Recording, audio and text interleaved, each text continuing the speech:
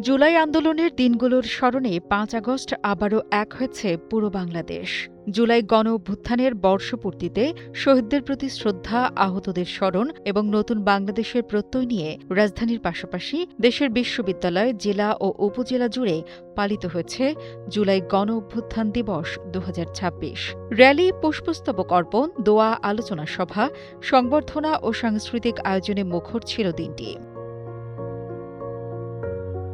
জাহাঙ্গীরনগর বিশ্ববিদ্যালয়ে গণ-অভ্যুত্থানের বর্ষপূর্তি উপলক্ষে বের করা হয় আনন্দ র্যালি। পরে শহীদদের স্মরণে দোয়া ও আলোচনা সভা অনুষ্ঠিত হয়। অনুষ্ঠানে জাকসুর ভিপি আব্দুর রশিদ জিতু, জাবি ছাত্রদের আহ্বায়ক জহিরুদ্দিন মোহাম্মদ বাবর এবং বিশ্ববিদ্যালয়ের উপাচার্য অধ্যাপক ড মোহাম্মদ কামরুল আহসান বক্তব্য দেন।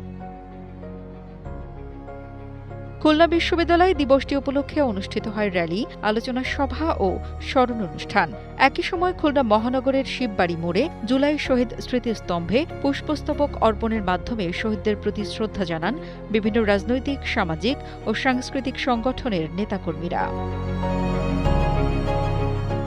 সুস্থ জীবন,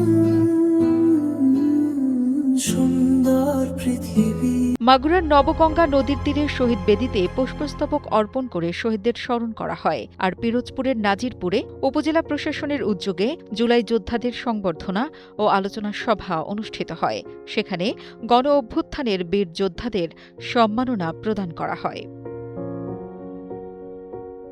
এদিকে পাবনায় শহীদদের প্রতি শ্রদ্ধা নিবেদন, আলোচনা সভা ও সংবর্ধনা অনুষ্ঠানের পাশাপাশি গণ-অভ্যুত্থানে সংঘটিত হত্যাকাণ্ডের বিচারের দাবিও উঠে আসে।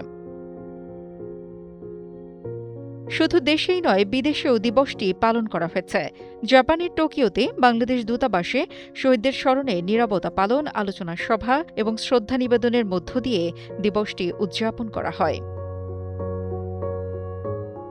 শহীদদের আত্মত্যাগের প্রতি শ্রদ্ধা, আহতদের প্রতি কৃতজ্ঞতা এবং গণ-অভ্যুত্থানের চেতনাকে ভবিষ্যৎ প্রজন্মের কাছে পৌঁছে দেওয়ার অঙ্গীকারে শেষ হয়েছে জুলাই গণ-অভ্যুত্থান দিবস ২০২৬-এর আয়োজন। রাজধানী থেকে প্রত্যন্ত জনপদ, একই বার্তা, ইতিহাসকে স্মরণ করে এগিয়ে যাওয়ার প্রত্যয়।